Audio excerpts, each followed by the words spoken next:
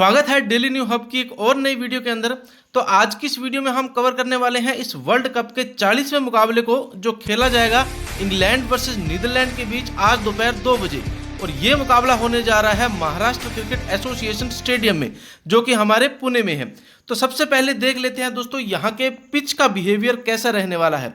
अगर आप लोग देखोगे तो यहाँ पर खेले गए रीसेंट मैचेस को तो बांग्लादेश और इंडिया के बीच में यह मैच हुआ था जहां बांग्लादेश ने 256 रन बनाए थे और इंडिया ने यहां 3 विकेट के नुकसान पर इस रन को चेज किया था। यहां जो फर्स्ट इनिंग में 8 विकेट गिरे थे उसमें 5 विकेट पेसर को मिले थे, 3 विकेट स्पिनर को मिले थे और सेकेंड इनिंग में जो 3 विकेट गिरे थे उसमें 1 विकेट पेसर को मिला था और 2 विकेट स्पिनर को मिले थे। वहीं दोस्तों यहां पर 30 अक्टूबर को मैच हुआ था श्रीलंका और अफगानिस्तान के बीच में। श्रीलंका की टीम ने यहां पर पहले बैटिंग करते हुए 241 रन बनाए 10 विकेट के नुकसान पे और अफगानिस्तान की टीम ने 3 विकेट के नुकसान पर इजीली इस रन को चेज कर लिया था। फर्स्ट इनिंग में जो 10 विकेट गिरे थे उसमें 5 विकेट पेसर को, 3 विकेट स्पिनर को मिले थे और सेकेंड इनिंग्स में जो 3 विकेट गिरे थे ये तीनों ही विकेट पेसर को मिले थे। सबसे रीसेंट मैच दोस्तों यहां पर जो हुआ था वो 1 नवंबर 2023 को खेला गया था साउथ अफ्रीका और न्यूजीलैंड के बीच में। साउथ अफ्रीका की टीम ने यहां 357 रन बनाए थे 4 विकेट के नुकसान पर जहां चारों विकेट पेसर को मिले थे और न्यूजीलैंड यहां पर पूरी टीम ही ऑल आउट हो गई थी सिर्फ 167 रन पर। इसमें 6 विकेट पेसर को मिले थे और 4 विकेट यहां पर स्पिनर को मिले थे। ओवरऑल दोस्तों अगर आप इस पिच के बिहेवियर को देखोगे ना तो जनरली ये बैटिंग फ्रेंडली पिच ही रहती है और यहां पर बड़े स्कोर बनते हैं। इस बात को भी आप ध्यान में रखिएगा। अगर इंग्लैंड की टीम यहां पर पहले बैटिंग करेगी तो 300 से ऊपर स्कोर बनता हुआ आपको इजीली दिख जाएगा। बाकी अगर नीदरलैंड की टीम यहां पर पहले बैटिंग करेगी तो 220 से लेकर के 250 के बीच में आपको यहां पर रन बनते दिख जाएंगे। बाकी फर्स्ट इनिंग्स पे यहां पर पेसर को एडवांटेज रहता है और सेकंड इनिंग्स पे यहां पर पेसर और स्पिनर दोनों को यहां पर मदद देखने को मिल जाएगी। इस बात को भी आप ध्यान में रखिएगा। अब दोस्तों एक और इंपॉर्टेंट बात, अगर आपने अभी तक हमारे YouTube channel daily new hub को सब्सक्राइब नहीं किया तो दोस्तों इस चैनल को पक्का से सब्सक्राइब कर लेना और बेल नोटिफिकेशन को ऑन पर सेट कर लेना क्योंकि यहाँ पर जो भी टीम आपको बनाकर दी जाती है वो मैच के स्टैट्स, पिच रिपोर्ट और प्लेयर्स की परफॉर्मेंस को पूरी तरह से एनालिसिस करने के बाद ही दी जाती है जो हमेशा अच्छी रैंक पर रहती है। तो सभी भाइयों से, दोस्तों से, सभी से रिक्वेस्ट है कि इस चैनल को पक्का से सब्सक्राइब कर लें और बेल आइकन को ऑल पर सेट कर लें। बाकी अगर आपने अभी तक हमारे टेलीग्राम ग्रुप को भी ज्वाइन नहीं किया है तो इसे भी पक्का से ज्वाइन कर लेना क्योंकि लाइनअप आउट के बाद में फाइनल टीम भी मैं आपको यहीं पर देने वाला हूं और इस टेलीग्राम ग्रुप में आपको हर एक इस मैच की अपडेट मिलती रहेगी। यहां आपको फाइनल टीम भी मिलेगी, यहां आपको पिच भी देखने को मिल जाएगी कि कैसी पिच रहने वाली है। बाकी दोस्तों हर एक इंपॉर्टेंट बात जो इस मैच से जुड़ी हुई है वो आपको इसी टेलीग्राम चैनल पर देखने को मिल जाएगी। तो इस चैनल को सब्सक्राइब करने के साथ साथ आप हमारे टेलीग्राम चैनल को भी पक्का से ज्वाइन कर लेना ताकि आपको इस मैच की हर एक अपडेट मिलती रहे। टेलीग्राम चैनल का लिंक मैंने नीचे डिस्क्रिप्शन और कमेंट बॉक्स में दे दिया है तो आप वहां से हमारे टेलीग्राम चैनल को ज्वाइन कर सकते हैं और वहां से मेरी पर्सनल जो फाइनल टीमें होगी वो भी आपको जो इस टेलीग्राम चैनल पर मिल जाएंगी। और उसके अलावा आपको यहाँ पर ग्रैंड लीग की टीम और मेगा ग्रैंड लीग की टीम भी बिल्कुल फ्री में मिलती है तो इसे आप बिल्कुल भी मिस मत करिएगा। तो सभी दोस्तों से रिक्वेस्ट है कि YouTube के चैनल को सब्सक्राइब करके हमारे टेलीग्राम चैनल को भी पक्का से ज्वाइन कर लीजिएगा। चलिए दोस्तों इस वीडियो को स्टार्ट करते हैं और देख लेते हैं इन दोनों टीमों की प्लेइंग 11 क्या रहने वाली है।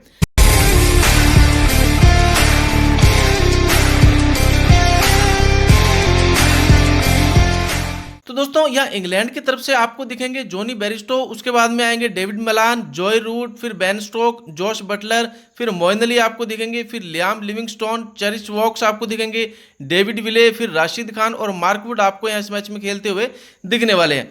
वहीं नीदरलैंड की तरफ से आपको दिखेंगे मैक्स ऑडवर्ड, विजली बर्सी, कोलिन एक्रमैन, उसके बाद में साई ब्रांड, फिर स्कॉट एडवर्ड, बेस्ट डिलीडे, उसके बाद में साकिब जुल्फिकार आपको यहाँ दिखेंगे, फिर लोगन वैन बिक दिखेंगे और उसके बाद आरवेन मार्वे आपको दिखेंगे, फिर आरिंदर दिखेंगे और पाउल वैन मार्क्रेन आपको इस मैच में खेलते हुए दिखने वाले हैं। चलिए दोस्तों अब एक एक करके सेक्शन वाइज सभी प्लेयर्स को एक बार स्टैट्स को देख लेते हैं। तो दोस्तों यहाँ इंग्लैंड की तरफ से आपको दिखेंगे जॉनी बेरिस्टो, फिर जोश बटलर आपको दिखने वाले हैं। वहीं विकेट कीपर वाले सेक्शन में आपको दिखेंगे नीदरलैंड की तरफ से स्कॉट एडवर्ड। तो दोस्तों यहाँ विकेट कीपर सेक्शन में अगर इंग्लैंड की तरफ से जॉनी बेयरस्टो की बात करें और इनके रीसेंट फॉर्म को देखें तो ये लगातार इस वर्ल्ड कप में फ्लॉप ही होते आ रहे हैं। बाकी इस वेन्यू पर इन्होंने जबरदस्त मुकाबला खेला है। इन्होंने 3 मुकाबले खेले हैं जहां 73 की एवरेज दे रखी है और बेस्ट स्कोर यहां इनका 124 रहा है। तो हो सकता है इस बार भी ये आपको कुछ अच्छा करते हुए देखें, तो आप इन्हें इस बार अपनी फैंटेसी टीम में पक्का से ट्राई करना, और हो सके तो इन्हें इस बार कैप्टन या वाइस कैप्टन भी आप रख सकते हैं। उसके बाद में बात करें जोश बटलर की, तो यहाँ देखें तो इनके रीसेंट फॉर्म को तो ये भी लगातार फ्लॉप ही होते आ रहे हैं। बाकी हेड टू हेड के 3 मुकाबलों में इन्होंने 82 की एवरेज दे रखी है और बेस्ट स्कोर जहाँ इनको जो है 162 रहा है। बाकी देखा जाए तो यहाँ इस वेन्यू पर इन्होंने 4 मुकाबले खेले हैं, कुछ खास किया नहीं है। अगर आप चाहो तो इस बार जोश बटलर को अपनी फैंटेसी टीम से ड्रॉप भी कर सकते हैं। वहीं अगर नीदरलैंड की तरफ से देखें स्कॉट एडवर्ड को और इनके रीसेंट फॉर्म को देखें तो ये काफ़ी ज़बरदस्त फॉर्म में चल रहे हैं। एक बार उन्होंने 78 रन का स्कोर किया था, उसके बाद में फिर 2 मैच 16-12 यहाँ ये फ्लॉप रहे थे, फिर उन्होंने 68 रन का स्कोर किया था और उसके लास्ट में जो ये फ्लॉप रहे थे। बाकी दोस्तों हेड टू हेड के 3 मुकाबलों में इन्होंने 71 की एवरेज दे रखी है और बेस्ट स्कोर इनका जो है 68 है। तो दोस्तों कहीं ना कहीं स्कॉट एडवर्ड भी आपके लिए काफ़ी इंपॉर्टेंट प्लेयर होंगे नीदरलैंड की तरफ से, तो आप इन्हें भी इस बार अपनी फैंटेसी टीम में ट्राई कर सकते हैं। तो विकेट कीपर सेक्शन में आपके लिए इस बार इंपॉर्टेंट होने वाले हैं जॉनी बेयरस्टो और स्कॉट एडवर्ड। अब अगर बात करें दोस्तों बैटिंग वाले सेक्शन की, तो बैटिंग वाले सेक्शन में आपको यहाँ इंग्लैंड की तरफ से दिखेंगे डेविड मलान, फिर जॉय रूट और बेन स्टोक। वहीं नीदरलैंड की तरफ से आपको दिखेंगे मैक्स ऑडवर्ड, विजली बर्सी और साइब्रांड। दोस्तों यहाँ इंग्लैंड की तरफ से अगर डेविड मिलान की बात करें, उनकी रीसेंट फॉर्म को देखें तो यहाँ उन्होंने एक बार 32 रन का स्कोर किया, फिर 6, फिर 28, 16 यहाँ ये फ्लॉप और लास्ट में इन्होंने 50 रन का स्कोर किया था। बाकी इस वेन्यू पर इन्होंने 2 मुकाबले खेले हैं जहाँ 66 की एवरेज दे रखी है और बेस्ट स्कोर इनका 50 है और 50 का स्कोर भी यहाँ इन्होंने एक बार किया है। बाकी दोस्तों हेड टू हेड के 3 मुकाबलों में इन्होंने 80 की एवरेज दे रखी है और जहां इनका बेस्ट स्कोर 125 है। तो डेविड मिलान भी इस बार इंग्लैंड की तरफ से आपके लिए काफ़ी इंपॉर्टेंट प्लेयर होंगे, इन्हें इस बार अपनी फैंटेसी टीम में जरूर पिक करना, और हो सके तो इन्हें इस बार कैप्टन या वाइस कैप्टन भी आप ट्राई कर सकते हैं। उसके बाद दोस्तों जॉय रूट की अगर बात करें तो इनके रीसेंट फॉर्म को देखो तो कुछ खास नहीं है, इस वर्ल्ड कप में लगभग ये फ्लॉप ही हुए हैं। बाकी दोस्तों इस वेन्यू पर इन्होंने 1 मुकाबला खेला है जहां 78 रन की एवरेज से इन्होंने रन बनाए हैं, और यहाँ देखें तो इन्होंने हेड टू हेड का रिकॉर्ड कोई नहीं है। बाकी ओडीआई इन्होंने 169 मुकाबले खेले हैं जहां 47 की एवरेज से इन्होंने रन बनाए थे और बेस्ट स्कोर इनका जो है 133 है। तो दोस्तों यहाँ से जॉय रूट भी हो सकता है आपके लिए इस बार काफ़ी इंपॉर्टेंट प्लेयर हो, तो आप इन्हें भी इस बार अपनी फैंटेसी टीम में पक्का से ट्राई करना। उसके बाद में बात करें बेन स्टोक की, तो इनके रीसेंट फॉर्म को देखें तो काफ़ी ज़बरदस्त फॉर्म में चल रहे हैं। एक बार इन्होंने 182 रन का स्कोर किया था, फिर 5 रन यहाँ ये फ्लॉप हुए थे, फिर 43 रन यहाँ ये सही खेले थे, उसके बाद में ये फ्लॉप रहे थे, फिर लास्ट में इन्होंने 64 रन का स्कोर किया था। बाकी दोस्तों हेड टू हेड इनका कोई रिकॉर्ड नहीं है, लेकिन इस वेन्यू पर इन्होंने 1 मुकाबला खेला, 4 मुकाबले खेले थे जहां इन्होंने 49 की एवरेज से रन बनाए हैं और 99 इनका जो है बेस्ट स्कोर रहा था, और 50 का स्कोर भी इन्होंने 2 बार किया है। तो वहीं अगर दोस्तों नीदरलैंड की तरफ से देखें मैक्स ऑडवर्ड को, तो यहाँ इनके रिसेंट फॉर्म को देखें तो कुछ खास नहीं है, लास्ट में इन्होंने 42 रन का स्कोर किया था। बाकी हेड टू हेड के 3 मुकाबले में 37 की एवरेज दे रखी है और बेस्ट स्कोर इनका 55 है। इस वेन्यू पर इनका कोई रिकॉर्ड नहीं है, अगर आप चाहो तो इस बार मैक्स ऑडवर्ड को अपनी फैंटेसी टीम से ड्रॉप भी कर सकते हैं। उसके बाद दोस्तों विजली बर्सी की बात करें, इनके रीसेंट फॉर्म को देखें तो काफ़ी ज़बरदस्त फॉर्म में है। एक बार इन्होंने 97 रन का स्कोर किया था, उसके बाद में 11 फ्लॉप यहाँ, उसके बाद में 0 यहाँ ये फ्लॉप, फिर 41 रन का स्कोर किया था और लास्ट में इन्होंने 1 रन बनाया था, यहाँ भी ये फ्लॉप ही होते। लेकिन हो सकता है इस बार आपको कुछ अच्छा करते हुए देखें, तो आप इन्हें भी इस बार अपनी फैंटेसी टीम में ट्राई कर सकते हैं। बाकी हेड टू हेड के 1 मुकाबले में 29 की एवरेज दे रखी है, कुछ खास किए नहीं है। ओडीआई में इन्होंने जो 47 मुकाबलों में 30 की एवरेज दे रखी है, जहां बेस्ट स्कोर इनका 137 है। तो दोस्तों यहाँ नीदरलैंड की तरफ से विजली बर्सी आपके लिए इस बार काफ़ी इंपॉर्टेंट प्लेयर होने वाले हैं, इनको इस बार आप अपनी फैंटेसी टीम में ट्राई कर सकते हैं। उसके बाद में बात करें साइब्रांड की, तो यहाँ इनके रिसेंट फॉर्म को देखें तो ये भी काफ़ी ज़बरदस्त फॉर्म में चल रहे हैं। एक बार इन्होंने 19 रन का स्कोर किया था, उसके बाद में 70 रन, फिर 11, 35 और लास्ट में इन्होंने 58 रन का स्कोर किया था। बाकी ओडीआई के 6 मुकाबलों में 37 की एवरेज दे रखी है और बेस्ट स्कोर इनका 70 है और 50 का स्कोर भी इन्होंने 2 बार किया है। तो यहाँ नीदरलैंड की तरफ से आपके लिए इंपॉर्टेंट प्लेयर होंगे विजली बर्सी और साइब्रांड, ये दोनों आपके लिए इस बार काफ़ी इंपॉर्टेंट प्लेयर होने वाले हैं। इन दोनों को इस बार अपनी फैंटेसी टीम में ट्राई कर सकते हैं। अब अगर दोस्तों बात करें या ऑलराउंडर सेक्शन की, तो ऑलराउंडर सेक्शन में आपको दिखेंगे इंग्लैंड की तरफ से मोइन अली, लियाम लिविंगस्टोन, उसके बाद में डेविड मिले आपको दिखेंगे। वहीं नीदरलैंड की तरफ से आपको दिखेंगे कूलिंग एक्रमैन, उसके बाद में बैश डिलीडे, उसके बाद में साकिब जुल्फिकार और लोगन वैन बिक आपको यहाँ इस मैच में खेलते हुए दिखने वाले हैं। इंग्लैंड की तरफ से अगर मोइन अली की बात करें, इनकी रीसेंट फॉर्म को देखें तो यहाँ बैटिंग सेक्शन से तो कुछ ये खास करते नहीं है, लेकिन एक बार इन्होंने 42 रन का स्कोर किया था। बाकी हेड टू हेड के 3 मुकाबलों में 14 की एवरेज दे रखी है और 3 इनको विकेट भी मिली है। इस वेन्यू पर भी इन्होंने कुछ खास किया नहीं है, 4 मुकाबले खेले हैं जहां 29 की एवरेज दे रखी है। तो दोस्तों यहाँ अगर चाहो तो इस बार आप मोइन अली को अपनी फैंसी टीम से ड्रॉप भी कर सकते हैं। और उसके बाद में बात करें लियाम लिविंगस्टोन की, दोस्तों यहाँ इनकी रीसेंट फॉर्म को देखें तो एक बार इन्होंने 27 रन का स्कोर किया था। बाकी दोस्तों यहाँ इन्होंने हर एक मैच में एक रन, फिर 13 रन दिए, एक रन, फिर 33 रन देकर के एक विकेट, फिर उन्होंने जो 29 रन यहाँ ये विकेटलेस रहे थे, फिर लास्ट में इनको जो एक विकेट मिली थी। बाकी ओडीआई के 22 मुकाबले में 29 की एवरेज दे रखी है और 13 इनको विकेट भी मिली है। इस वेन्यू पर इन्होंने 2 मुकाबले खेले हैं जहां 32 की एवरेज दे रखी है और एक इनको विकेट मिली है। तो दोस्तों लियाम लिविंगस्टोन भी हो सकता है इस बार आपके लिए इंपॉर्टेंट ना हो, तो आप अगर आप चाहो तो इन्हें भी ड्रॉप कर सकते हैं। बाकी अगर आप रिस्क लेना चाहो तो लियाम लिविंगस्टोन और मोइन अली, इन दोनों में से आप मोइन अली को अपनी फैंसी टीम में ट्राई कर सकते हैं। उसके बाद में डेविड विले की अगर बात करें तो इनकी रीसेंट फॉर्म को देखें तो यहाँ उन्होंने एक बार 19 रन का स्कोर किया, फिर 12, 14, 16 और 15 का किया था। बाकी इस वर्ल्ड कप में इन्होंने एक बार एक रन, एक विकेट, उसके बाद में जो है विकेटलेस रहे थे, फिर इनको 30 रन देकर के 2 विकेट मिली, फिर इनको 3 विकेट मिली थी एक बार, फिर 1 विकेट मिली थी। तो दोस्तों ये आपके लिए काफ़ी इंपॉर्टेंट प्लेयर होंगे डेविड विले, इनको भी इस बार अपनी फैंसी टीम में ट्राई करना, और हो सकता है इस बार आपको 2 से 3 विकेट निकालते हुए दिखे, तो आपके लिए कैप्टन या वाइस कैप्टन भी बन सकते हैं। बाकी ओडीआई के 71 मुकाबलों में 25 की एवरेज दे रखी है और 95 इनको विकेट भी मिली है। और बाकी हेड टू हेड के 3 मुकाबलों में इन्होंने कुछ खास किया नहीं है, इस वेन्यू पर भी इन्होंने कुछ खास किया नहीं है, लेकिन बॉलिंग वाले सेक्शन से ये आपके लिए काफ़ी इंपॉर्टेंट प्लेयर हो सकते हैं। तो दोस्तों यहाँ इंग्लैंड की तरफ से ऑलराउंडर सेक्शन में आपके लिए मोइन अली और डेविड मिले, ये दोनों आपके लिए इंपॉर्टेंट प्लेयर होने वाले हैं। वहीं नीदरलैंड की तरफ से अगर बात करें कोलिन एक्करमैन की, तो यहाँ इनकी रीसेंट फॉर्म को देखें तो यहाँ इन्होंने बैटिंग में एक बार 12 रन, फिर 29, फिर 10, 15, लास्ट में इन्होंने जो है 29 रन बनाए थे। बाकी ये दोस्तों अपने बैटिंग में 3 ओवर भी करते हैं, इसलिए आपके लिए काफ़ी इंपॉर्टेंट प्लेयर हो सकते हैं, क्योंकि अगर 3 ओवर में ये किसी एक को भी आउट करते हैं तो ये आपको अच्छे खासे पॉइंट दिला सकते हैं। बाकी बैटिंग वाले सेक्शन से भी आपको अच्छे खासे पॉइंट दिलाएंगे।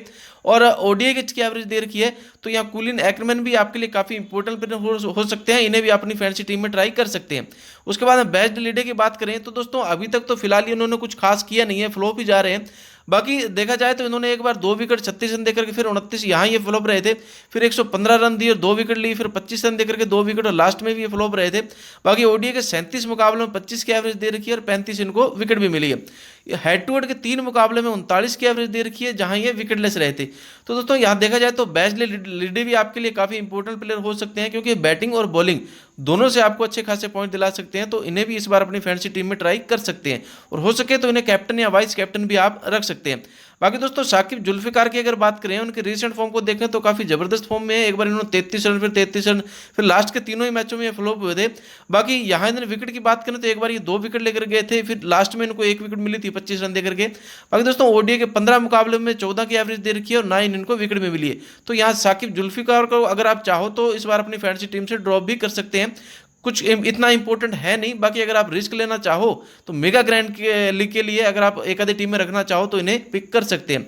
उसके बाद दोस्तों लोगन वैन बिक की अगर बात करें, इनकी रीसेंट फॉर्म को देखें तो काफ़ी ज़बरदस्त फॉर्म में चल रहे हैं। एक बार इन्होंने 59 रन का स्कोर किया, फिर 23 का, और लास्ट में फ्लॉप रहे थे।